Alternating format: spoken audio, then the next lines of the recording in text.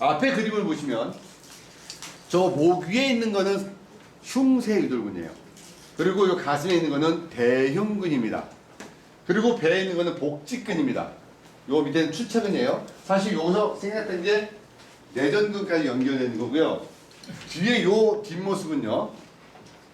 야, 지금 보여주는 게 이해 못하는 승모근을 잘라냈더니 요게 급한 상황을 알고 여기서 봐봐요. 능형근, 롬보이드 머슬, 경악근 들어갔더니 전거근, 옆구리 전거근, 배에 외복사근, 다리 쭉 오죠.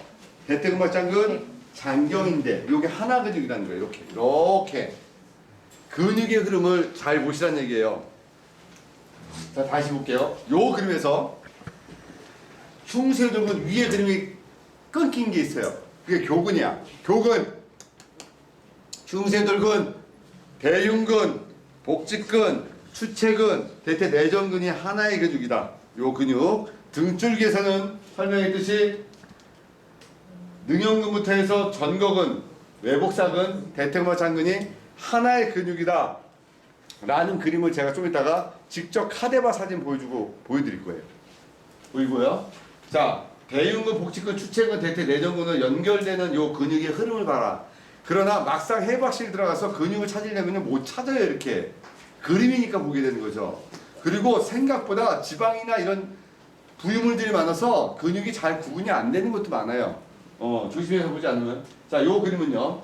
등에 있는 광배근, 라티스머스 도치라는 광배근, 배에 있는 외복사근하고 붙어 있다. 광배근, 외복사근, 전거 요렇게 연결되어 있고, 그러니까 외복사근은요. 대퇴근막장근 장경인대랑 붙어 있고, 외복사근은 봉공근하고 붙어 있고, 외복사근은 등에 있는 광배근하고 붙어 있다는 거죠. 결국 몸의 앞쪽, 뒤쪽, 옆쪽 다리와 연결되는 것이 광배근이라 사람의 몸을 변화시키려면 가장 항상 중심에 있는 근육이 배에 있는 외복사근이라는 거예요. 외복사근. 그래서 여러분들이 외복사근을 관리하는 차원에서도 배를 풀면서 생각을 많이 하셔야 돼요. 오다리 X다리도 배를 풀어야 된다. 등짝을 풀 때도 배를 풀어야 된다. 어디 부위를 풀 때도 배를 풀어야 된다는 그림이 와야 돼요. 자, 아까 설명했던 그림이고, 자, 이제 요 그림도 제가 이제 설명합니다. 호흡근이라는 근육을 설명할 거고요. 호흡근. 그 다음에 소화 쪽도 설명할 텐데, 요거는 카데바가 이렇게 목을 잘라놓고 뒤집어서 그림을 보여주는 거예요. 요게 우리 목에 있는 기도예요. 기도. 여기가 식도예요. 자, 그러면 구멍의 크기를 보면 우리 몸에서 가장 크게 요구하는 건 뭐냐면 호흡을 하는 근육이다. 그래서 호흡이 먼저 우선이다. 근데 우리는 이렇게 배웠어요. 목구멍이 포도청이다. 먹고 죽은 귀신은 때깔지 좋다. 먹어야 산다. 그러니까 자꾸 먹는 구멍이 클 거라 생각했는데 사실 먹는 구멍보다 숨 쉬는 구멍이 약 8배가 크더라는 거죠.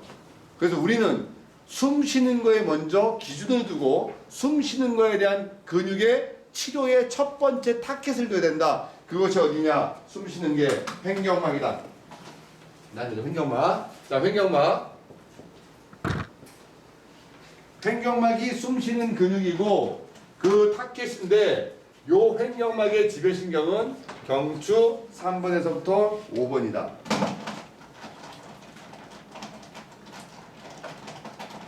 경추 3번에서부터 5번이고 우리는 이게 호흡하고 연관되는 최고의 근육이고 경추 3번하고 5번은 목에서 어떤 패턴이냐면은 옆모습에서 가장 C자 커브의 정점이 경추 4번이에요. 바로 위에가 3번이고 요 밑에가 5번입니다. 이 목이요. 앞에서 뒤에서 근육이 이렇게 당겨주고 있는 하나의 힘과 앞에 어디에서도 이 머리를 잡고 있는 하나의 힘이 패턴이 맞을 때 이 목의 균형이 맞춰지는 거거든요. 그러니까 C자일 때 머리 무게를 어깨가 느끼지 않는다.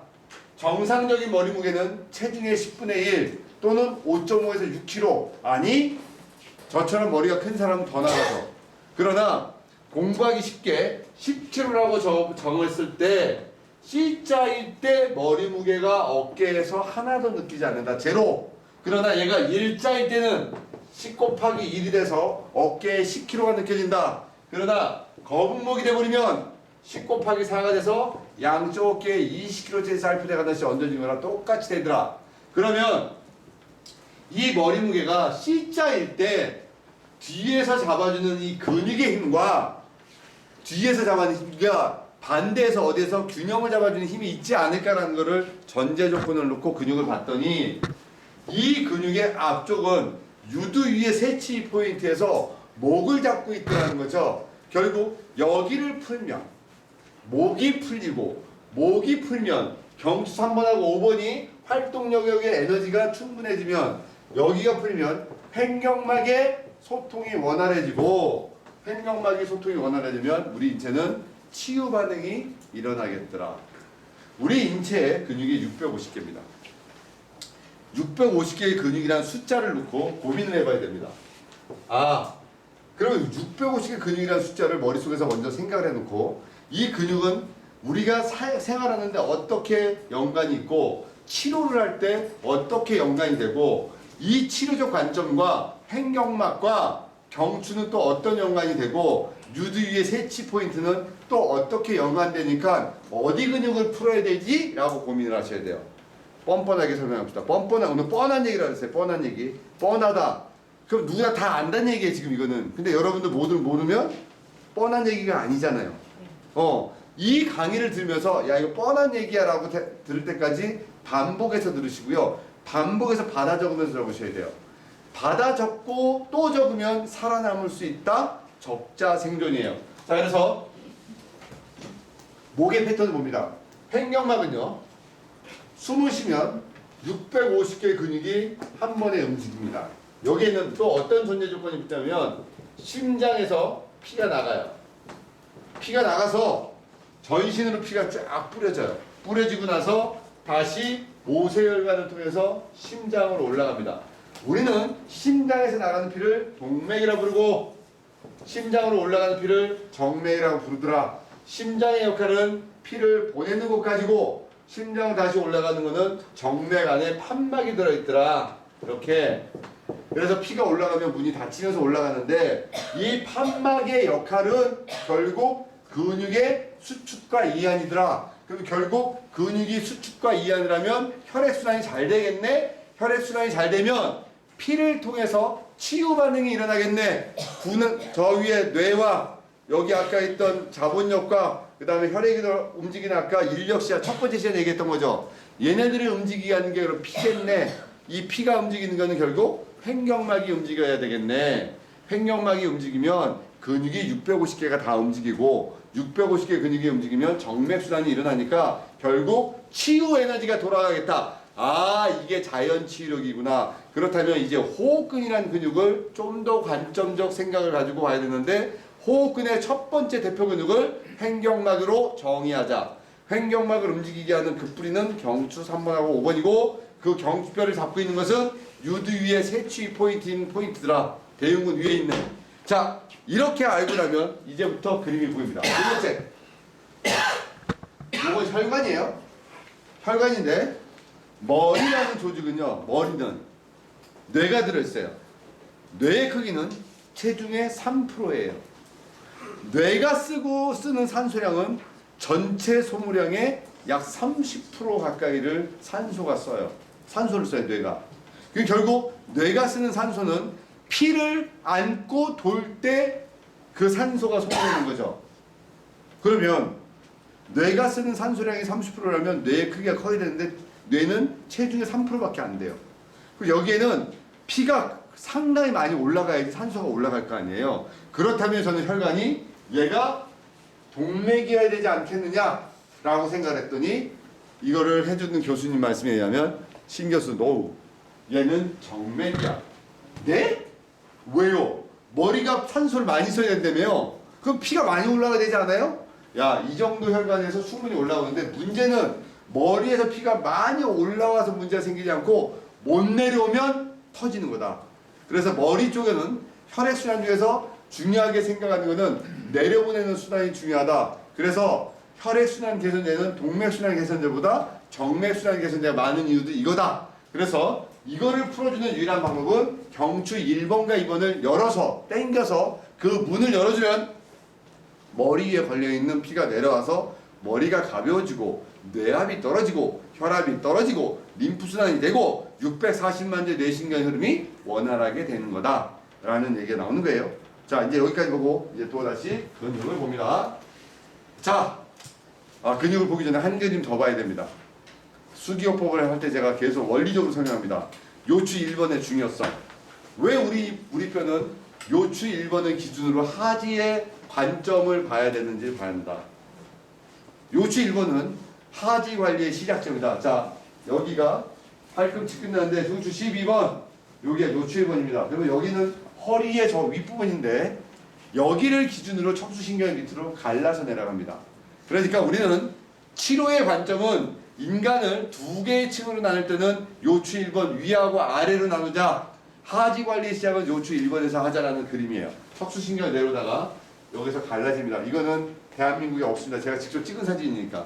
자, 보시면 척추신경이 갈라서 내려가죠. 그죠? 그래서 이렇게 갈라서 내려가는 건 이것 때문에 척추신경이 내려가기 때문에 우리는 요추 1번의 이 모든 상황을 해결해주면 하지까지 피가 원활하게 흐르고 원활하게 흐를 때 우리 몸에서는 피가 돌아서 올 때 치유 반응이 일어난다. 다시 얘기합니다. 사람은 언제 좋아집니까? 네, 피가 돌고요. 중력선안에 들어올 때 몸은 치유 반응이 일어납니다. 그러면 피가 돌게끔 만드는 건 어떻게 됩니까? 혈액순환의 가장 근본적인 그 뿌리는 신경이 눌리거나 신경의 소통이 원활하지 않으면 혈액순환이 일어나지 않습니다. 결국 신경이 눌려 있으면 밑에 지배하는 신경들은 위축이 오거나 얇아지거나 근육이 줄어들어요. 그럼 그런 곳은 피가 잘 못 들어가죠. 그 하지의 신경의 중심적 그 포인트가 요추 1번이라는 거예요. 그래서 요추 1번을 여러분들이 눈여겨서 보면서 저랑 같이 근육적으로 봐야 된다는 거죠. 자, 이제 근육의 치료적 관점에 하나의 뻔뻔한 얘기를 한번 해봅시다. 뻔뻔하게 얘기할까요? 자, 뻔해요. 배가 고프면 밥을 먹으면 돼요. 밥을 먹고 4시간 지나면 배가 고파요. 뻔한 얘기죠. 자, 영화를 보게 되면 주인공이 지금 막 두들겨 맞아요. 근데 산속에 들어가서 어떤 도사한테 뭘 배워요. 그러면 저 뒤에 뻔한 얘기는 나중에 가서 복수해준다. 이거 뻔해. 그래도 우리는 손에다 땀을 쥐면서 그 영화를 봅니다. 그죠? 어떤 남자가 부잣집 여자한테 차였어요. 입이 나왔다고. 못생겼다고 차였어요. 그래서 그 남자는 사회에 나와서 그 외모를 커버할 수 있는 돈을 벌고 교수가 됐어요. 그래서 그 여자 앞에 나타났어요. 복수를 하겠지라고 뻔한 얘기를 또 봅니다. 참 모든 거는 다 뻔한 스토리를 얘기를 합니다. 근데 사람의 몸도 여기 이러니까 이럴 거라고 뻔한 생각을 해요. 근데 그게 또 맞지가 않아요. 우리는 자꾸 그런 생각을 합니다. 1 더하기 1은 2야 라고 배웠어요. 그리고 이 정도 나이가 되면 저 정도 나이가 되면 그 명제에서 벗어나면 화가 나요. 내가 분명히 너한테 커피를 샀으면 너도 나한테 사야 되는 거 아니야? 그죠? 내가 너한테 이렇게 마음을 주면 너도 날 좋아해야 되는 거 아니야? 이런 거 있잖아요. 내가 너한테 이렇게 했으면 줬으면 받아야지. 내가 너를 어깨를 주물렀으면 놔야지. 놨으면 돈을 내야지. 근데 너는 주물러줬는데 낫지 않았다고 그러고 나한테 돈을 안 내. 1 더하기 1은 2가 아닌 케이스가 너무 많더라는 거죠. 그래서 우리 몸은요, 계속 여기를 만지면 여기가 좋아져야 되는데 여기를 만지면 엉뚱한 데가 좋아지는 자리가 있더라. 역으로 얘기해서 여기가 안 좋으면 엉뚱한 데를 만지면 여기가 좋아지는 자리가 있더라. 우리는 그런 자리를 길항이라고 부른다. 길항. 길항. 반대의 힘. 반대의 힘의 근육을 노리고 치료해라. 허리가 아프면 허리를 치료하지 말고 배를 풀어라. 배가 나왔으면 등을 풀어라. 등이 굽으면 배를 풀어라 라고 제가 얘기합니다. 허리 아픈 사람 허리 만지면 오히려 근육이 더 이완돼 가지고 더 많이 아픕니다. 허리가 아픈 사람은 그 반대인 배를 풀어서 압력을 조절해 주면 허리가 납니다. 그 기량적 요소들을 설명하는 것 중에 하나가 승모근의 기량은 배에 있는 복행근이요 라고 얘기합니다. 그래서 이 그림을 이해하시면 보세요. 등이 굽었더니 배가 나왔더라. 배가 나온 사람은 등이 굽었네? 라는 그림이에요. 그러면 이 사람은 치료하기 전에 뭐부터 해야 되겠어? 자세부터 잡아서 중력선안에 먼저 넣어봤더니 배도 들어가고 등 들어가네. 어떤 그림을 찾자는 거죠. 그래서 나이가 들수록 등이 굽을수록 배가 나오고 배가 나올수록 등이 굽는 이유는 중력선에서 벗어나면 기량이 무너진다. 결국 고객 관리할 때 기량 포인트 안으로 들어올 수 있도록 해라. 그래서 체형판 앞에서 사진 찍는 거잖아요. 저 체형판을 만들어서 저기 앞에서 사진을 찍어서 비교해서 아 당신의 몸은 중력선 안에 들어왔네요. 아 중력선에 벗어났네요. 관리의 목적은 뭡니까? 네, 관리해서 중력선 안에 들어오게 하는 게 1차 목표입니다. 왜? 중력선 안에 들어오면 우리 몸은 자연 치유 반응이 일어나기 때문에 뻔한 얘기를 하는 거죠. 자 봅시다. 자, 근육을 띄엄띄엄 합니다. 제가 띄엄띄엄 할 때 먼저 좀 생각을 해보세요. 요 그림을 우리는 측두근이라고 얘기합니다. 템포랄리스, 측두근, 여기를 교근이라고 얘기합니다. 근데 제가 이렇게 정의를 내려드렸어요. 교근은 얼굴의 모든 근육은 안면 근육이, 안면신경이 자극을 하는데 이 교근만은 안면신경과 3차 신경이 동시에 나오더라. 그래서 전기치료 기계로 제가 첫 번째 대학을 물리치료과를 나왔으니까 병원에도 근무한 적이 있었거든요. 그때 이제 구안화사가 왔을 때 입에다 전기치료를 됩니다. 그리고 입이 움직이죠? 입만. 그래서 눈 옆에 알륜근에다 대면 눈만 움직인다. 그러나 교근에다 대면 얼굴이 다 움직입니다. 움직이다가 전기를 세게 딱 올리면 이렇게 되는 거죠. 나죠? 이게 얼굴의 모든 근육의 포인트가 얼굴의 교근 포인트에 있다는 거예요. 그래서 수기요법을 할 때 얼굴 부분의 치료의 키포인트는 어디다? 교근이에요. 이유는 안면신경과 3차 신경이 같이 나와야 된다. 그러나 교근은 반드시 측두근을 먼저 풀고 만져야 된다는 거예요. 선행 조건. 요거는 때려 죽어도 잊지 마시라는 얘기예요. 이게 뻔한 얘기 같지만 여러분들이 지식이 상식이 되는 첫 번째 테마, 아 저거는 지식이 아니야, 이제는 너무 많이 들었더니 내가 알고 있는 상식이 돼. 그때부터 돈이 되는 거예요. 계속 지식만 쌓이고 있으면 여러분들 머리만 터지지. 지식이 상식이 될 때까지 공부하라. 요 첫 번째 그림. 그래서 요 그림을 보면 여기가 템포랄리스 측두근, 여기가 교근입니다. 자,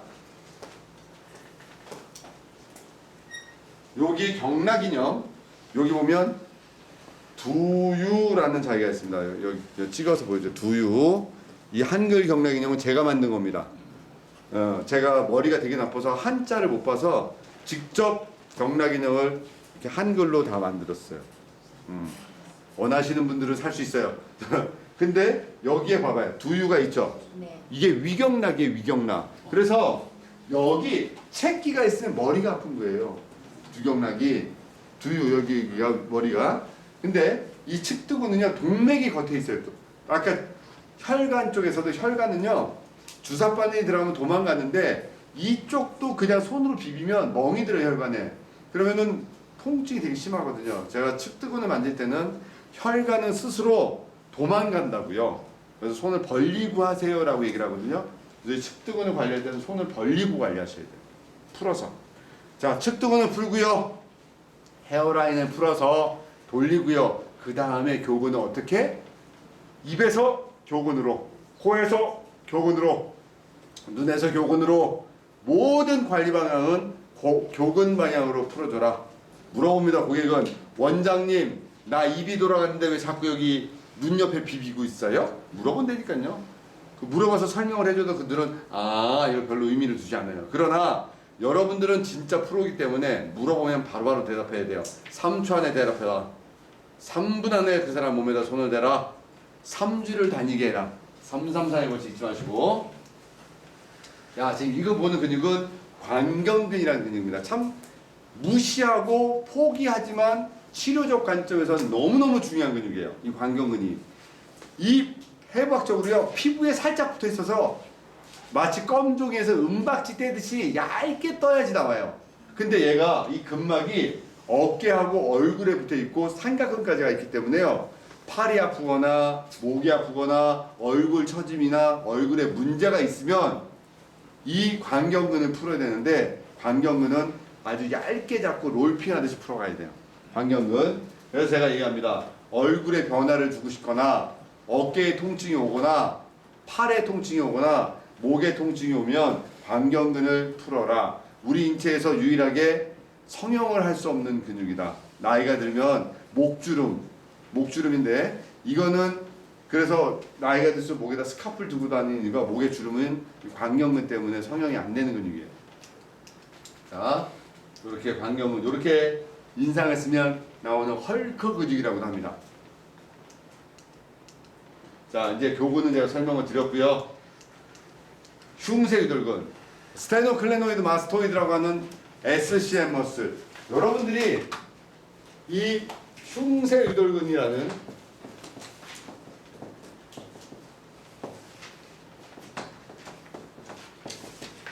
스테노클레노이드 마스토이드 제가 유일하게 외우는 근육이에요.